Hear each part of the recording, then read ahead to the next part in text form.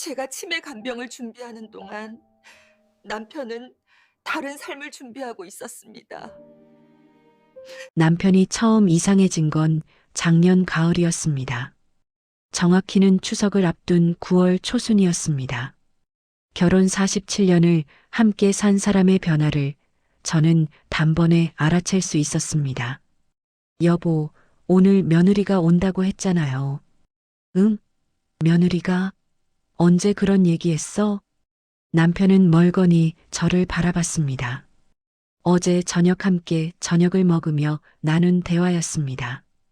큰아들네 식구가 추석 인사를 하러 온다고 며느리가 반찬을 좀 가져가고 싶어 한다고 분명히 말씀드렸습니다. 어제 저녁에 얘기했잖아요. 같이 저녁 먹으면서 그랬나? 난 기억이 안 나는데. 남편은 고개를 갸웃거리며 신문을 펼쳤습니다. 평소와 다를 게 없는 태도였습니다. 하지만 저는 이상했습니다. 남편은 원래 기억력이 좋은 사람이었습니다. 은행원으로 35년을 근무하며 숫자며 날짜며 약속이며 하나도 빠뜨리는 법이 없었습니다. 퇴직한 지 5년이 지났지만 여전히 달력에 빼곡히 메모를 하고 손주들 생일까지 챙기는 사람이었습니다. 며칠 후에는 더 이상한 일이 있었습니다. 여보, 오늘 저녁 약속 있다고 했지? 몇 시에 들어와요? 무슨 약속? 아침에 그러셨잖아요. 친구들이랑 저녁 먹는다고. 내가 그런 말 안 했는데? 남편의 표정은 진심으로 당황스러워 보였습니다. 저는 확신했습니다. 분명히 아침 식사 후에 남편이 말했습니다. 오늘 저녁에 은행 동기들이랑 모임이 있다고, 저녁은 밖에서 먹고 온다고.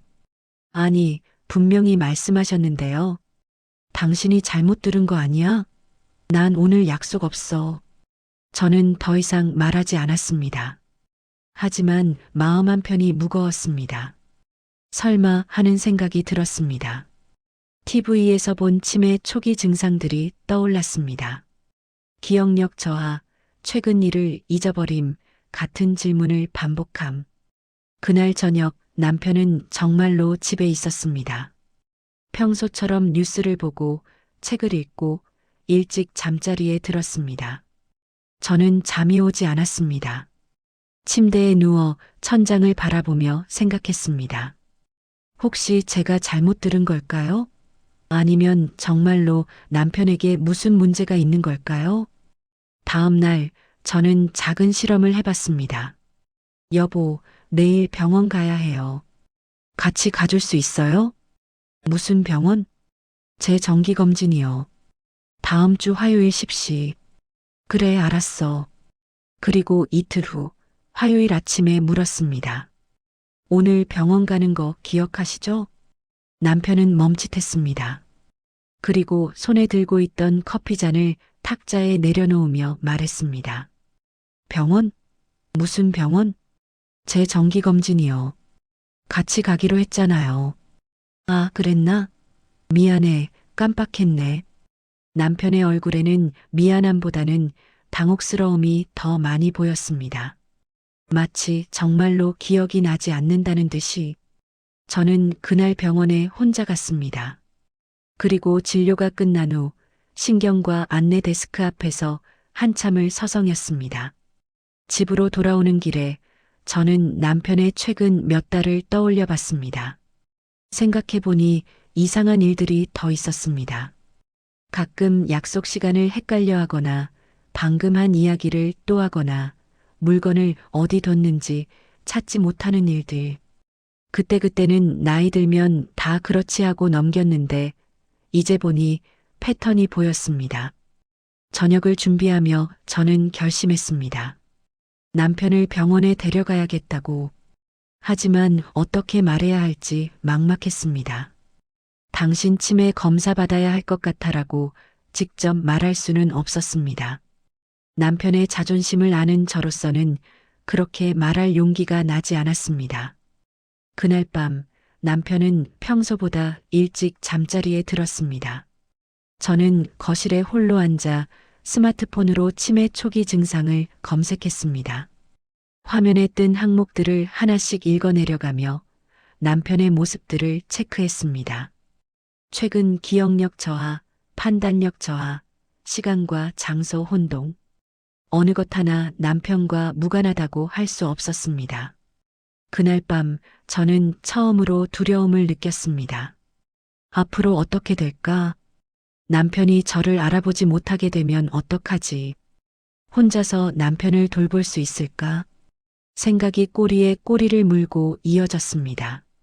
일주일 후 저는 용기를 내서 남편에게 말했습니다. 여보, 우리 종합검진 받으러 가요. 종합검진? 왜 갑자기? 나이도 있고 한 번쯤은 받아야죠. 저도 받을 겸 같이 가요. 남편은 잠시 생각하더니 고개를 끄덕였습니다. 다행히 거부감은 없어 보였습니다. 저는 바로 대학병원에 예약을 넣었습니다. 그리고 예약 날짜까지 남편의 행동을 더욱 세심하게 관찰했습니다. 관찰할수록 이상한 점들이 더 많이 보였습니다. 어떤 날은 멀쩡하다가도 어떤 날은 방금 나눈 대화를 기억하지 못했습니다. 특히 최근 일들에 대한 기억이 불분명했습니다. 하지만 오래된 기억, 예를 들어 젊었을 때의 일이나 아이들 어렸을 때 이야기는 또렷하게 했습니다. 이게 치매의 특징이래요. 동네 친구 순이 언니가 말했습니다. 저는 조심스럽게 남편 이야기를 꺼냈습니다. 순이 언니의 시어머니가 치매를 앓았기 때문에 조언을 구하고 싶었습니다. 최근 일은 잊어버리는데 옛날 일은 또렷하게 기억하거든요. 그게 치매 초기 증상이래요. 그럼 빨리 병원 가봐야죠. 초기에 발견하면 진행을 늦출 수 있대요. 순이 언니의 말에 저는 더욱 불안해졌습니다. 하지만 동시에 빨리 검사를 받아야겠다는 생각이 확고해졌습니다. 검진 당일 남편은 평소보다 말이 없었습니다. 병원 가는 차 안에서도 대기실에서도 남편은 멍하니 창밖만 바라봤습니다. 괜찮아요? 응, 괜찮아. 그냥 좀 피곤한가 봐. 기본 검진이 끝난 후 저는 담당 의사에게 따로 시간을 요청했습니다. 남편을 대기실에 앉혀두고 저 혼자 상담실로 들어갔습니다. 선생님, 사실은 남편 기억력이 요즘 많이 안 좋아서요. 저는 최근 몇 달간 관찰한 내용들을 자세히 설명했습니다. 의사는 진지한 표정으로 듣더니 메모를 하며 몇 가지를 물었습니다. 일상생활에 지장은 없나요? 아직은 괜찮은 것 같은데 가끔 약속을 깜빡하거나 같은 질문을 반복하세요. 성격 변화는요? 예전과 다른 모습이 있나요? 전보다 말수가 줄었어요. 그리고 가끔 짜증을 내시는데 예전엔 그런 분이 아니셨거든요. 의사는 고개를 끄덕이며 기록을 이어갔습니다. 신경과 진료를 추가로 받아보시는 게 좋겠습니다. 정밀 검사가 필요할 것 같네요.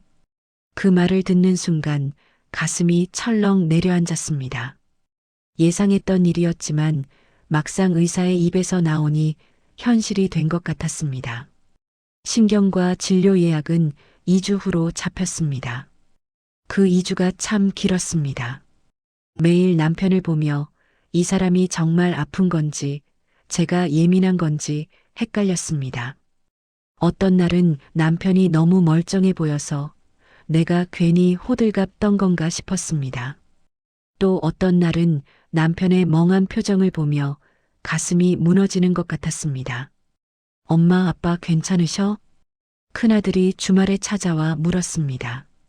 저는 아이들에게 아직 말하지 않기로 했습니다. 검사 결과가 나온 후에 알려도 늦지 않다고 생각했습니다. 응, 괜찮아. 요즘 좀 피곤해 하시긴 하는데 무리하지 마시라고 전해주세요. 아버지 나이도 있으시니까. 아들은 그렇게 말하고 갔습니다. 아들이 간 후 저는 남편 옆에 앉았습니다. 남편은 TV를 보고 있었지만 화면을 제대로 보고 있는지 의심스러웠습니다.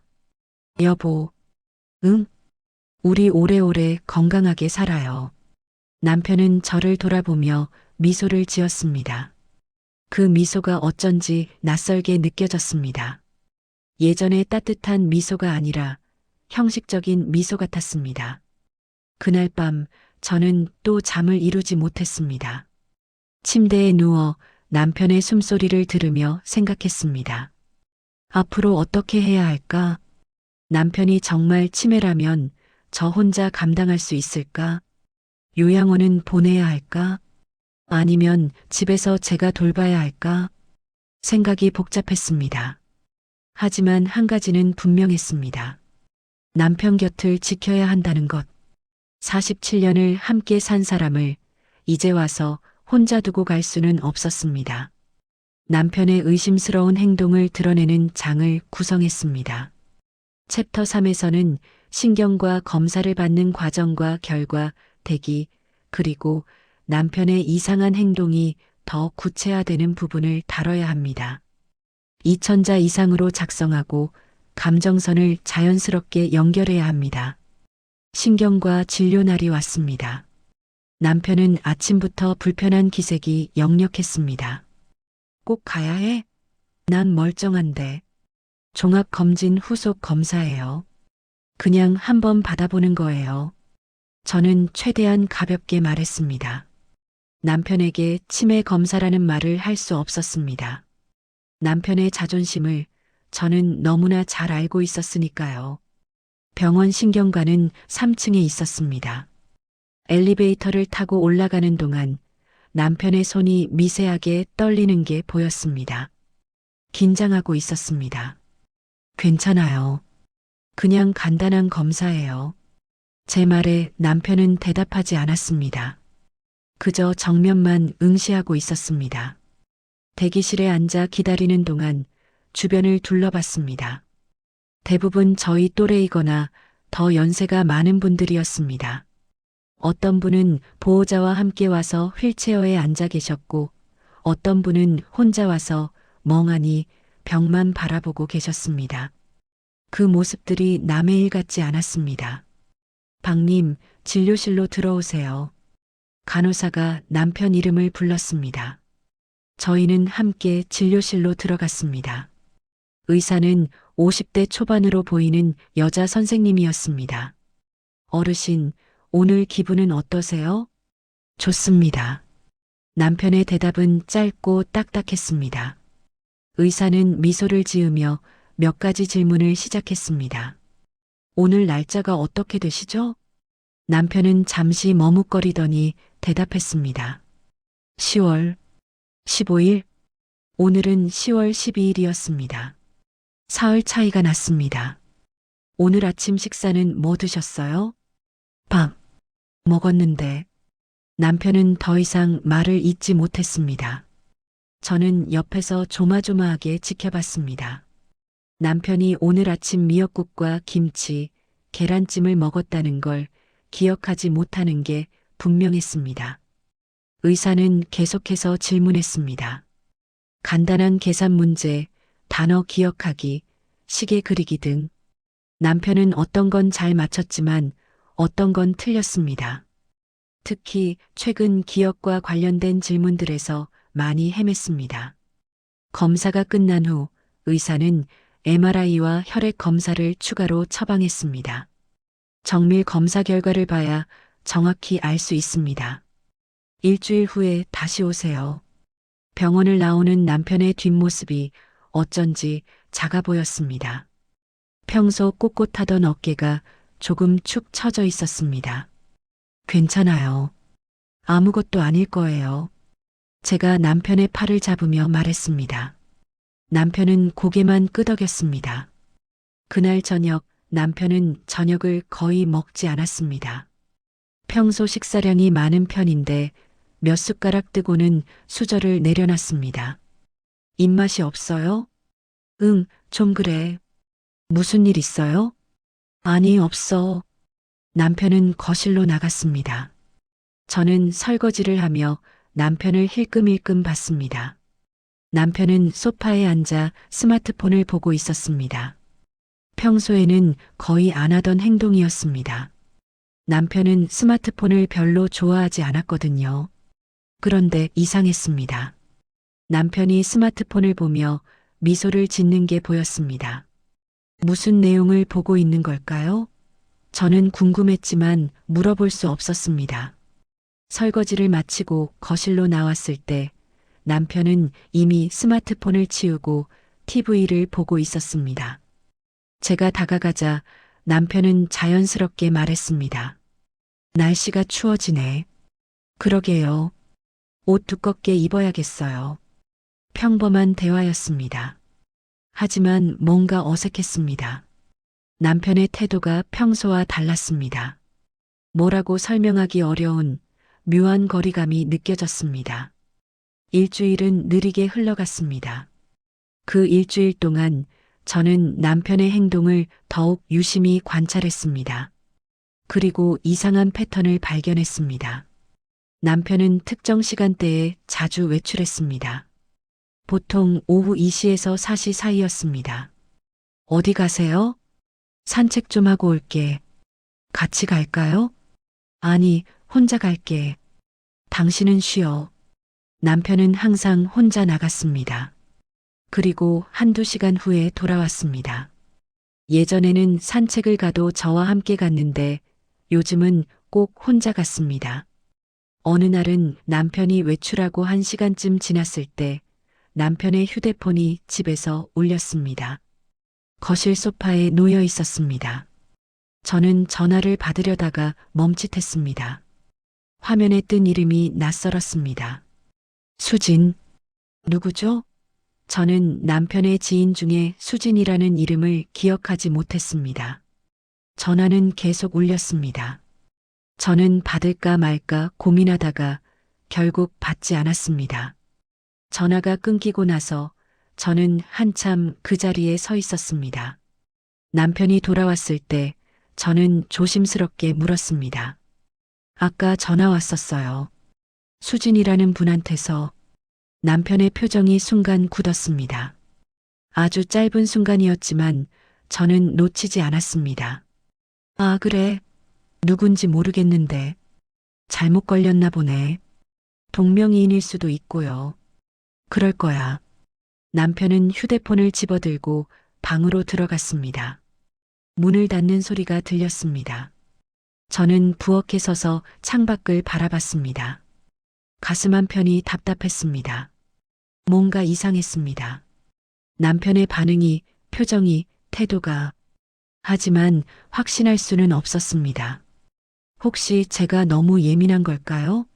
남편의 병 때문에 제가 신경이 곤두서 있는 걸까요? 그날 밤 저는 또 잠을 이루지 못했습니다. 결과 상담 날이 왔습니다.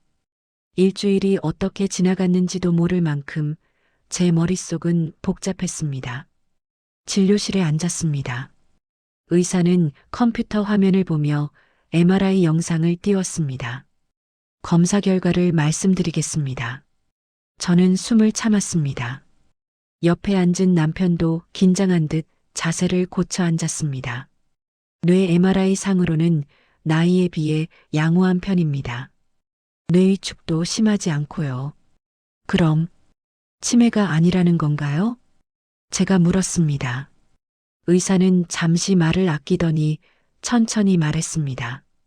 현재로서는 치매라고 진단하기 어렵습니다. 다만 경도인지장애 초기 단계로 보입니다. 경도인지장애요? 네. 정상과 치매의 중간 단계라고 보시면 됩니다. 기억력이 또래에 비해 다소 떨어지지만 일상생활에는 큰 지장이 없는 상태입니다. 의사는 설명을 이어갔습니다. 경도인지장애는 관리에 따라 호전될 수도 있고 악화되어 치매로 진행될 수도 있다고 했습니다. 중요한 건 꾸준한 관리와 정기적인 검진이라고 했습니다. 약을 처방해 드리겠습니다. 그리고 3개월마다 한 번씩 검진을 받으셔야 합니다. 병원을 나오며 남편이 말했습니다. 다행이네. 치매는 아니라니. 그래도 조심해야 해요. 관리 잘해야 한대요. 알았어. 약 잘 먹을게. 남편은 어깨가 한결 가벼워 보였습니다. 저도 안도했습니다. 최악의 상황은 아니었습니다. 하지만 동시에 불안했습니다. 경도인지장애라는 진단이 어쩐지 애매하게 느껴졌습니다. 집으로 돌아오는 차 안에서 저는 남편을 힐끔 봤습니다. 남편은 창밖을 보며 무슨 생각인지 미소를 짓고 있었습니다. 그 미소가 왠지 섬뜩했습니다. 그날 이후 남편의 외출이 더 잦아졌습니다. 거의 매일 오후가 되면 나갔습니다. 또 산책 가세요? 응, 걷는 게 건강에 좋대. 의사가 그러더라. 의사가 언제 그런 말을 했나 싶었지만 저는 더 묻지 않았습니다. 며칠 후 저는 마트에 갔다가 남편을 우연히 봤습니다. 마트 앞 카페 유리창 너머로 남편이 누군가와 마주 앉아 있는 게 보였습니다. 여자였습니다. 저는 멈춰 섰습니다. 가슴이 쿵쿵 뛰었습니다. 조금 더 가까이 가서 봤습니다. 60대 초반쯤으로 보이는 여자였습니다. 단정한 옷차림에 파마 머리를 했습니다. 남편과 그 여자는 마주 앉아 이야기를 나누고 있었습니다. 남편이 웃고 있었습니다. 제가 최근 몇 달간 보지 못한 환한 미소였습니다. 여자도 웃으며 뭔가를 말하고 있었습니다. 저는 그 자리를 벗어났습니다. 마트로 들어가지 않고 그대로 집으로 돌아왔습니다. 손이 떨렸습니다. 머릿속이 복잡했습니다. 누구일까요? 친구일까요? 아니면 저는 생각하고 싶지 않았습니다.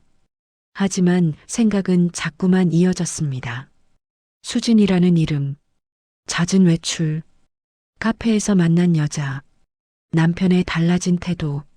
그날 저녁 남편이 집에 돌아왔을 때 저는 물었습니다. 오늘 어디 갔다 왔어요? 산책했어. 왜? 혹시 누구 만났어요? 남편은 잠시 저를 바라봤습니다. 그리고 고개를 저었습니다. 아니, 혼자 걸었어. 거짓말이었습니다. 분명히 거짓말이었습니다. 저는 제 눈으로 봤습니다. 남편이 여자와 카페에 앉아 있는 걸. 그래요. 저는 더 이상 묻지 않았습니다. 부엌으로 들어가 저녁 준비를 했습니다. 손에 힘이 들어가지 않았습니다. 도마 위의 채소가 흐릿하게 보였습니다. 밤이 되었습니다. 남편은 평소처럼 잠자리에 들었습니다. 저는 거실에 홀로 앉아 있었습니다. 스마트폰으로 경도인지장애 증상을 검색했습니다. 화면에 뜬 내용들을 읽으며 저는 혼란스러웠습니다. 경도인지장애 환자는 거짓말을 할까요? 비밀을 숨길까요? 약속을 기억하지 못하면서 다른 사람과의 만남은 기억할까요? 뭔가 맞지 않았습니다. 퍼즐 조각들이 제대로 맞춰지지 않았습니다. 그날 밤 저는 결심했습니다. 알아봐야겠다고. 남편이 누구를 만나는지, 왜 거짓말을 하는지 확인해야겠다고. 다음 날 저는 남편을 따라가기로 했습니다. 마음이 무거웠지만 달리 방법이 없었습니다. 오후 2시 남편이 외출 준비를 했습니다. 산책 다녀올게. 조심해서 다녀와요. 남편이 나간 후 저는 5분을 기다렸다가 뒤따라 나갔습니다. 멀리서 남편의 뒷모습이 보였습니다. 평소보다 걸음이 빨랐습니다. 남편은 아파트 단지를 빠져나와 버스 정류장으로 갔습니다. 버스를 탔습니다. 저도 서둘러 같은 버스에 탔습니다. 뒷좌석에 앉아 남편을 관찰했습니다. 버스는 시내 중심가로 향했습니다. 15분쯤 지나 남편이 내렸습니다. 저도 조심스럽게 내렸습니다. 남편은 번화가 골목으로 들어갔습니다. 그리고 한 작은 카페 앞에서 멈춰 섰습니다. 지난번 제가 목격한 그 카페였습니다. 카페 안을 들여다보니 저번에 봤던 여자가 이미 와 있었습니다. 남편은 안으로 들어가 그 여자 맞은편에 앉았습니다. 저는 카페 건너편 옷가게 앞에 서서 지켜봤습니다. 가슴이 두근거렸습니다. 두 사람은 이야기를 나누며 웃었습니다. 남편의 표정이 편안해 보였습니다. 1시간쯤 지났을까요? 두 사람이 카페를 나왔습니다. 저는 재빨리 옷가게 안으로 들어가 숨었습니다. 유리창 너머로 봤습니다. 남편과 여자는 나란히 걸었습니다. 그리고 어느 아파트 단지 앞에서 멈춰 섰습니다. 여자가 남편에게 뭔가를 말했습니다. 남편이 고개를 끄덕였습니다. 그리고 여자가 아파트 안으로 들어갔습니다. 남편은 그 자리에 잠시 서 있었습니다. 그리고 돌아서서 걸어갔습니다. 저는 어떻게 집까지 왔는지 기억이 나지 않습니다. 정신없이 걸었고 버스를 탔고 집에 도착했습니다. 집에 도착했을 때 남편은 아직 돌아오지 않았습니다. 저는 소파에 주저앉았습니다. 머릿속이 하얘졌습니다. 어떻게 해야 할까요? 이 상황을 어떻게 받아들여야 할까요? 1시간쯤 후 남편이 돌아왔습니다. 다녀왔어. 어디 갔다 왔어요? 산책했다니까. 혼자요? 응, 혼자. 또 거짓말이었습니다. 저는 제 눈으로 봤습니다. 남편이 여자와 함께 있는 걸, 카페에서 이야기하고 함께 걷고 아파트 앞까지 간 걸. 그래요. 저는 더 이상 아무 말도 하지 않았습니다. 그날 밤 저는 남편이 잠든 후 남편의 휴대폰을 봤습니다. 처음으로 하는 일이었습니다. 47년을 함께 살면서 한 번도 남편의 휴대폰을 몰래 본 적이 없었습니다. 하지만 이제는 달랐습니다. 비밀번호는 남편 생일이었습니다. 쉽게 열렸습니다. 메시지를 봤습니다. 수진과의 대화가 있었습니다. 오늘 만나서 좋았어요. 저도요. 다음에 또 봐요. 내일은 어때요? 내일은 힘들 것 같아요. 모레는? 좋아요. 이 시에 같은 곳에서 저는 휴대폰을 내려놓았습니다. 손이 떨렸습니다. 남편이 바람을 피우고 있었습니다. 아니, 이미 관계가 진행 중이었습니다. 그런데 이상한 점이 있었습니다. 메시지 내용이 너무 또렷했습니다. 시간, 장소, 약속을 정확히 기억하고 있었습니다. 경도인지 장애가 있는 사람이 이렇게 정확할 수 있을까요? 저는 다시 휴대폰을 들었습니다. 다른 메시지들도 확인했습니다. 은행 동기들과의 대화, 자녀들과의 대화 모두 정상적이었습니다. 맥락도 맞고 내용도 논리적이었습니다. 그제야 깨달았습니다. 남편은 아픈 게 아니었습니다. 아니, 적어도 제가 생각했던 것만큼 아픈 게 아니었습니다. 남편은 연기를 했던 걸까요? 다음 날 아침 저는 남편을 평소처럼 대했습니다. 아침 식사를 준비하고 같이 먹고 설거지를 했습니다. 하지만 머릿속은 계속 돌아갔습니다. 어제 본 것들, 휴대폰 메시지들, 남편의 거짓말들, 그리고 지난 몇 달을 되짚어 봤습니다.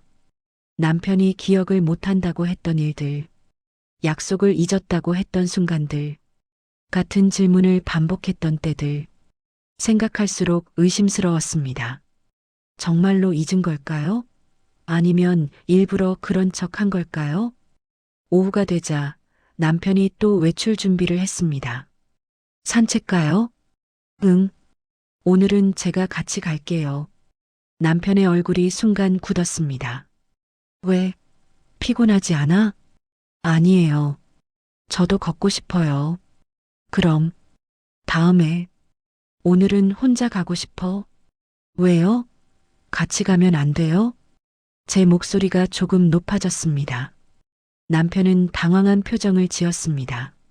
아니, 그게 좀 혼자 있고 싶어서 요즘 자꾸 혼자 나가시네요. 무슨 일 있어요? 없어. 그냥 좀 답답해서 그래. 남편은 그렇게 말하고 서둘러 나갔습니다. 문이 닫히는 소리가 컸습니다. 저는 남편이 나간 후 남편의 서재로 갔습니다. 평소에는 잘 들어가지 않던 공간이었습니다. 남편의 영역이라고 생각했거든요. 책상 서랍을 열었습니다. 서류들, 통장들, 각종 문서들이 정리되어 있었습니다. 그리고 서랍 깊숙한 곳에서 작은 수첩을 발견했습니다. 수첩을 펼쳤습니다. 남편의 필체로 날짜와 메모들이 빼곡히 적혀 있었습니다. 9월 5일 마이너스 수진, 카페 2시 9월 12일 마이너스 수진, 공원 3시 9월 19일 마이너스 수진 영하 6시 계속해서 이어졌습니다. 거의 매주 때로는 일주일에 두세 번씩 만난 기록이 있었습니다. 그리고 메모도 있었습니다. 집사람한테 들키지 않게 조심 산책 핑계 쓰기 휴대폰 비밀번호 바꾸기 아직 안함. 저는 수첩을 덮었습니다. 온몸이 떨렸습니다. 남편은 치매가 아니었습니다. 경도인지장애도 아니었습니다. 아니, 있을 수도 있지만 그게 중요한 게 아니었습니다. 남편은 저를 속이고 있었습니다. 의도적으로, 계획적으로. 저는 서재를 나와 거실로 갔습니다. 소파에 앉았습니다. 어떻게 해야 할지 몰랐습니다. 47년을 함께 산 사람이었습니다. 두 아이를 낳고 키웠고 희로애락을 함께 나눴습니다. 남편의 은퇴를 축하하며 이제는 둘만의 시간을 보내자고 했습니다. 그런데 이게 뭡니까? 화가 났습니다. 배신감이 밀려왔습니다. 동시에 허탈했습니다. 제가 치매를 걱정하며 병원을 알아보고 간병 정보를 찾아보고 밤잠을 설쳤던 그 시간들, 남편은 다른 여자를 만나고 있었습니다. 저녁이 되어 남편이 돌아왔습니다. 다녀왔어. 어서 오세요. 저녁 준비됐어요. 저는 최대한 평온하게 말했습니다. 남편은 제 표정을 살피는 듯 했지만 이내 식탁에 앉았습니다. 식사는 조용했습니다. 평소에는 TV를 보며 식사했는데 오늘은 그러지 않았습니다. 숟가락 소리만 들렸습니다. 오늘 어디 갔다 왔어요? 제가 물었습니다. 남편은 잠시 멈칫하더니 대답했습니다. 산책했다니까. 혼자요? 응. 어디로 갔어요? 그냥 동네 한 바퀴. 거짓말이었습니다. 수첩에 적힌 대로라면 오늘은 카페에서 수진을 만났을 것입니다. 그래요. 저는 더 이상 묻지 않았습니다. 식사를 마치고 설거지를 했습니다. 그날 밤 저는 결정했습니다. 내일 직접 확인하겠다고. 수첩에 적힌 다음 만남 날짜는 모레였습니다. 저는 그날 직접 가서 두 사람을 마주하기로 했습니다. 장면 구성과 감정 표현 방식을 신중히 검토했습니다. 챕터 7에서는 아내가 직접 현장을 확인하고 대면하는 장면을 그려야 합니다. 감정의 폭발보다는 조용하고 차분한 대응을 보여주되 내면의 고통은 충분히 전달되어야 합니다. 모레가 되었습니다. 수첩에 적힌 시간은 오후 2시, 장소는 예의 그 카페였습니다. 저는 일찍 집을 나섰습니다. 남편보다 먼저 카페 근처에 도착했습니다. 카페 건너편 벤치에 앉아 기다렸습니다. 2시 10분쯤 여자가 먼저 왔습니다. 카페 안으로 들어가 창가 자리에 앉았습니다. 2시 20분 남편이 왔습니다. 평소보다 옷을 신경 써서 입었습니다. 깨끗한 셔츠에 면바지, 새로 산 듯한 재킷까지, 머리도 단정하게 빗었습니다. 남편이 카페로 들어갔습니다. 여자와 마주 앉았습니다. 두 사람이 미소를 주고받았습니다. 저는 벤치에서 일어났습니다. 천천히 카페로 걸어갔습니다. 카페 문을 열고 들어갔습니다. 종소리가 울렸습니다. 남편과 여자가 동시에 고개를 돌렸습니다. 남편의 얼굴이 하얗게 질렸습니다. 저는 두 사람의 테이블로 걸어갔습니다. 여자는 당황한 표정으로 저를 바라봤습니다. 안녕하세요. 제가 먼저 인사했습니다. 목소리는 놀랄 만큼 차분했습니다. 당신, 남편이 말을 꺼내려다 멈췄습니다. 앉아도 될까요? 저는 빈 의자를 당겨 앉았습니다. 세 사람이 한 테이블에 앉게 되었습니다. 침묵이 흘렀습니다. 여자는 시선을 내렸습니다. 남편은 저를 바라봤습니다. 저는 이 사람의 아내입니다. 제가 여자를 보며 말했습니다. 죄송합니다. 저는 몰랐어요. 이분이 결혼하신 줄. 여자의 목소리가 떨렸습니다. 모르셨다고요? 네, 저는 이분이 혼자 사신다고. 여자는 더 이상 말을 잇지 못했습니다. 저는 남편을 봤습니다. 남편은 고개를 숙이고 있었습니다. 언제부터였어요? 제가 물었습니다. 6개월 전쯤. 여자가 대답했습니다. 어떻게 만나셨어요? 공원에서. 우연히. 여자는 조용히 말했습니다. 저는 고개를 끄덕였습니다. 그동안 저는 이 사람이 치매인 줄 알았어요. 제 말에 여자가 고개를 들었습니다. 치매요? 네. 기억을 못하고 약속을 잊고 이상한 행동을 해서. 그래서 병원도 갔어요. 검사도 받았고요. 저는 그런 줄 몰랐어요. 여자의 눈에 눈물이 맺혔습니다. 저는 남편을 봤습니다. 당신은 일부러 그런 거죠? 제가 의심하지 않게. 남편이 입을 열었습니다. 미안해. 미안하다고요? 정말 미안해. 남편의 목소리는 작았습니다. 저는 일어났습니다. 저는 이만 가볼게요. 두 분, 이야기 계속하세요. 잠깐. 남편이 제 팔을 잡으려 했습니다. 저는 한 걸음 물러섰습니다. 집에 가서 이야기해요. 지금은 더 할 말이 없어요. 저는 카페를 나왔습니다. 뒤에서 남편이 따라오는 소리가 들렸습니다. 여보, 잠깐만. 저는 걸음을 멈추지 않았습니다. 계속 걸었습니다. 남편이 제 앞을 막아섰습니다. 이야기 좀 하자. 지금은 싫어요. 제발 들어줘. 뭐요? 변명을요? 아니면 또 거짓말을요? 제 목소리가 높아졌습니다. 지나가는 사람들이 저희를 봤습니다. 미안해. 정말 미안해. 남편의 눈에도 눈물이 맺혔습니다. 하지만 저는 동정심이 들지 않았습니다. 당신이 미안한 건 뭐예요? 바람을 피운 거?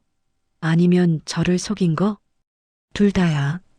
다 내가 잘못했어. 맞아요. 당신 잘못이에요. 저는 남편을 지나쳐 걸었습니다. 남편은 뒤따라오지 않았습니다. 집까지 어떻게 왔는지 기억이 나지 않습니다. 정신을 차려보니 집 앞이었습니다. 집에 들어가 소파에 앉았습니다. 눈물이 났습니다. 참았던 감정들이 한꺼번에 쏟아졌습니다. 배신감, 분노, 허탈함, 슬픔, 모든 감정이 뒤섞였습니다. 한참 후에 남편이 집에 들어왔습니다. 현관문이 조용히 열리고 닫혔습니다. 남편은 거실로 들어와 제 맞은편 소파에 앉았습니다. 이야기할 수 있겠어? 저는 대답하지 않았습니다. 수진이는 잘못이 없어. 내가 거짓말을 했어. 혼자 산다고, 아내가 먼저 세상을 떠났다고. 왜요? 외로웠어. 남편의 대답은 간단했습니다. 외로웠다고요? 응. 퇴직하고 나서 갈 곳도 없고, 할 일도 없고, 당신은 당신대로 바쁘고, 나는 그냥 쓸모없는 사람이 된 것 같았어. 그래서 바람을 피웠다는 거예요? 변명은 아니야. 그냥 이유를 말하는 거야. 저는 남편을 봤습니다. 47년을 함께 산 사람. 하지만 지금은 낯선 사람 같았습니다. 치매 연기는요? 그건 왜 했어요? 남편이 한숨을 쉬었습니다. 처음에는 정말 깜빡한 거였어. 그런데 당신이 걱정하는 걸 보니까 이용할 수 있겠다 싶었어. 이용이요? 응. 내가 기억을 못한다고 하면 당신이 의심하지 않을 거라고 생각했어. 저는 말을 잃었습니다. 남편이 이렇게 계산적인 사람이었나요?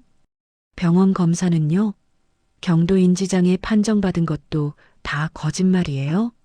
아니, 그건 진짜야. 의사가 그렇게 말했잖아. 그런데 수진 씨 만나는 건 또렷하게 기억하네요. 남편이 아무 말도 하지 못했습니다. 저는 일어났습니다. 오늘은 여기까지 하죠. 저 좀 혼자 있고 싶어요. 방으로 들어가 문을 닫았습니다. 그리고 침대에 누웠습니다. 천장을 바라보며 생각했습니다. 이제 어떻게 해야 할까? 며칠이 지났습니다. 저는 남편과 같은 공간에 있었지만 대화는 최소한으로 줄였습니다. 필요한 말만 했습니다. 남편도 조심스러웠습니다. 제 눈치를 보며 말을 걸었다가도 제 반응이 차갑자 입을 다물었습니다. 셋째 날 되던 날 큰아들이 전화를 했습니다. 엄마, 괜찮으세요? 목소리가 안 좋으신데. 응, 괜찮아. 그냥 좀 피곤해서. 아버지는요? 아버지도 괜찮아. 거짓말이었습니다. 아무것도 괜찮지 않았습니다. 전화를 끊고 나서 저는 결심했습니다. 이대로는 안 되겠다고. 뭔가 결정을 해야 한다고. 그날 저녁 남편에게 말했습니다. 이야기 좀 해요. 남편은 고개를 들었습니다. 우리 앞으로 어떻게 할 건지 정해야죠. 무슨 말이야? 이혼할 건지 아니면 계속 살 건지. 남편의 얼굴이 굳었습니다. 이혼은 하고 싶지 않아. 왜요? 수진 씨랑 같이 살면 되잖아요.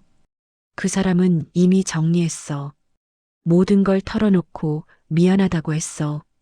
그래서요? 나는 당신이랑 살고 싶어. 저는 웃음이 났습니다. 비웃음이었습니다. 지금 무슨 말을 하는 건지 알아요? 알아. 내가 잘못했어. 용서해달라는 건 아니야. 그냥 기회를 달라는 거야. 기회요? 다시 시작할 수 있는 기회. 저는 한참 남편을 바라봤습니다.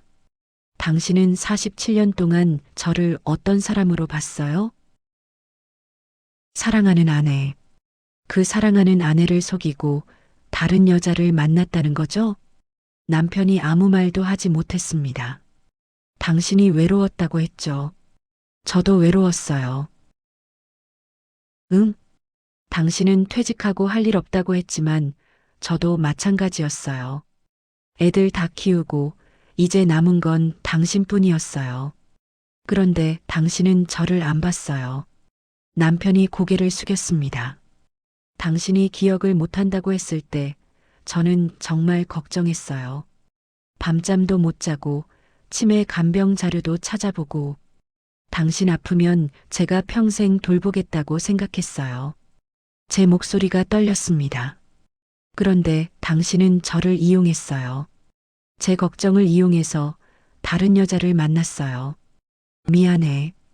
미안하다는 말로 해결될 것 같아요? 남편이 고개를 들었습니다. 눈이 빨갛게 충혈되어 있었습니다. 어떻게 하면 돼? 뭘 하면 용서받을 수 있어? 모르겠어요. 저도 모르겠어요. 저는 일어났습니다. 시간이 필요해요.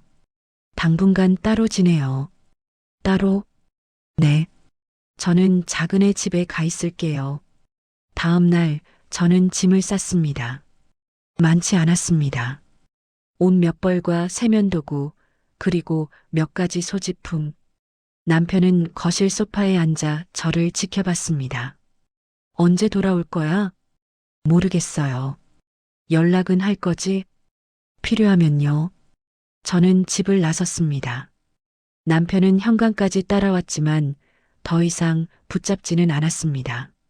작은 딸 집에 도착했습니다. 딸은 놀라며 저를 맞았습니다. 엄마, 무슨 일이에요? 아빠랑 좀 떨어져 있고 싶어서. 무슨 일 있으셨어요? 저는 모든 걸 말했습니다.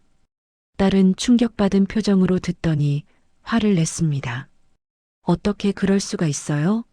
엄마한테 진정해. 이미 일어난 일이야. 아버지한테 전화해서 한마디 해야겠어요. 하지 마. 소용없어.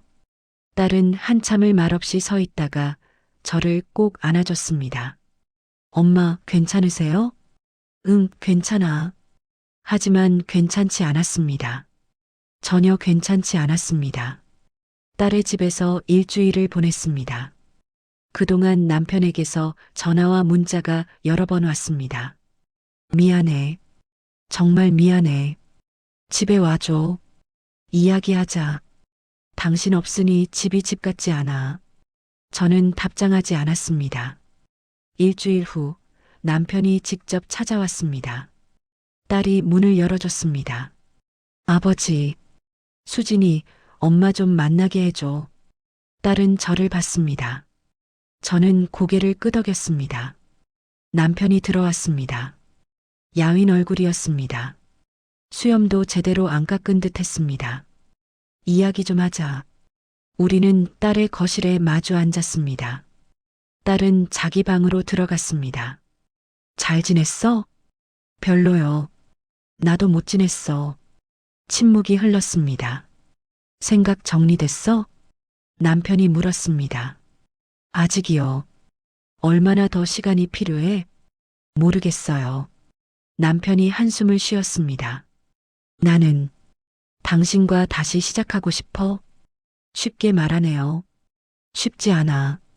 매일 고민했어. 저도 매일 고민했어요. 당신을 용서해야 하는지, 이혼해야 하는지. 결론은 아직 없어요. 남편이 저를 바라봤습니다. 나는 당신을 사랑해. 그 말하지 마세요. 듣기 싫어요. 사실이야. 다른 사람 만난 건 잘못이었지만 당신에 대한 내 마음은 변하지 않았어. 그게 말이 돼요? 사랑하면서 어떻게 배신을 해요? 남편이 말문이 막혔습니다. 저는 일어났습니다. 오늘은 여기까지 해요. 저 좀 더 생각할 시간이 필요해요. 언제까지? 모르겠어요. 아직은 당신 얼굴 보기 힘들어요. 남편은 고개를 숙였습니다. 그리고 천천히 일어났습니다. 알았어. 기다릴게. 남편이 나간 후 딸이 나왔습니다. 엄마, 어떻게 할 거예요? 모르겠어. 너라면 어떻게 하겠니? 딸은 잠시 생각하더니 말했습니다. 엄마 인생이니까 엄마가 결정하셔야 해요. 어떤 선택을 하시든 저는 엄마 편이에요. 저는 딸을 안아줬습니다. 고마워.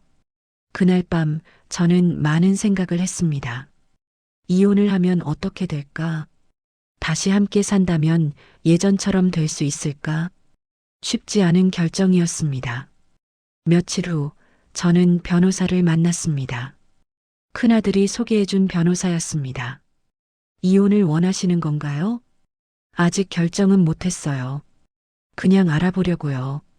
변호사는 이혼 절차, 재산 분할, 위자료 등에 대해 설명했습니다. 부인의 경우 배우자의 부정행위가 명확하니 유리한 조건으로 이혼할 수 있습니다. 유리한 조건이요? 네. 재산의 절반 이상, 그리고 위자료도 받을 수 있습니다. 저는 고개를 끄덕였습니다. 상담을 마치고 나오며 저는 생각했습니다. 정말 이혼을 해야 하나? 47년을 이렇게 끝내야 하나? 하지만 동시에 이대로 다시 살 수 있을까 하는 의문도 들었습니다. 2달이 지났습니다. 저는 여전히 딸의 집에 머물고 있었습니다. 남편은 가끔 연락을 했지만 더 이상 강요하지 않았습니다. 어느 날 남편에게서 편지가 왔습니다. 손편지였습니다. 편지를 열어봤습니다. 당신께 이렇게 편지를 쓰는 게 얼마만인지 모르겠습니다. 매일 당신 생각을 합니다. 당신 없는 집이 얼마나 텅 빈지 이제야 알았습니다. 제가 잘못했습니다. 변명의 여지가 없습니다. 당신이 돌아오든 안 오든 저는 매일 반성하며 살겠습니다. 다만 한 가지만 알아주세요. 당신은 제 인생에서 가장 소중한 사람입니다. 지금도 그리고 앞으로도 당신의 남편. 편지를 읽고 나서 저는 한참을 앉아 있었습니다. 그날 저녁 저는 딸에게 말했습니다. 집에 가볼까 해. 엄마, 결정하신 거예요? 아니, 아직은. 그냥 한번 가보려고. 다음 날 저는 집으로 갔습니다. 열쇠로 문을 열고 들어갔습니다. 집은 조용했습니다. 남편은 거실 소파에 앉아 TV를 보고 있었습니다. 제가 들어서자 남편이 놀라 일어났습니다. 왔어? 네. 우리는 마주 섰습니다. 들어와서 앉아. 저는 소파에 앉았습니다. 남편도 맞은편에 앉았습니다. 어떻게 지냈어요? 그냥, 그렇게. 남편은 말을 아꼈습니다. 편지 받았어요. 응. 진심이에요? 당연하지. 저는 남편을 봤습니다. 야윈 얼굴, 빛바랜 눈빛. 예전의 자신감은 사라지고 없었습니다. 저도 생각 많이 했어요. 우리 앞으로 어떻게 할지. 남편이 긴장한 표정으로 저를 봤습니다. 결론은 안 났어요. 아직도 모르겠어요. 그래. 하지만 한 가지는 분명해요. 뭔데? 이제 예전으로는 못 돌아가요. 남편이 고개를 끄덕였습니다. 알아. 당신을 신뢰할 수 없어요. 당분간은. 시간이 걸리겠지. 많이 걸릴 거예요. 저는 일어났습니다. 집에는 돌아올게요. 하지만 당신과 저는 각방 쓸 거예요. 알았어. 그리고 상담 받아야 해요. 부부 상담. 좋아. 조건이 하나 더 있어요. 뭔데? 병원 정기검진 제대로 받으세요. 경도인지장애든 뭐든 진짜 아픈 거라면 치료받아야 해요. 남편이 미소를 지었습니다. 오랜만에 보는 진짜 미소였습니다. 그렇게 할게. 저는 짐을 풀기 시작했습니다. 남편은 멀리서 저를 지켜봤습니다. 그날 저녁 우리는 함께 식사를 했습니다. 대화는 많지 않았습니다. 하지만 어색하지는 않았습니다. 식사를 마치고 저는 작은 방으로 들어갔습니다. 예전에 아이들이 쓰던 방이었습니다. 침대에 누워 창밖을 봤습니다. 달이 밝았습니다. 앞으로 어떻게 될지 모릅니다. 남편을 다시 사랑할 수 있을지, 신뢰를 회복할 수 있을지. 하지만 한 가지는 확실했습니다. 저는 더 이상 혼자 걱정하고 혼자 아파하는 사람이 아니었습니다. 제 인생은 제가 선택하고 제가 결정하는 것입니다. 남편과 다시 시작할지 아니면 새로운 삶을 살지. 그것은 천천히 하루하루 제 속도로 결정하겠습니다. 창밖의 달을 보며 저는 처음으로 마음이 편안해지는 걸 느꼈습니다.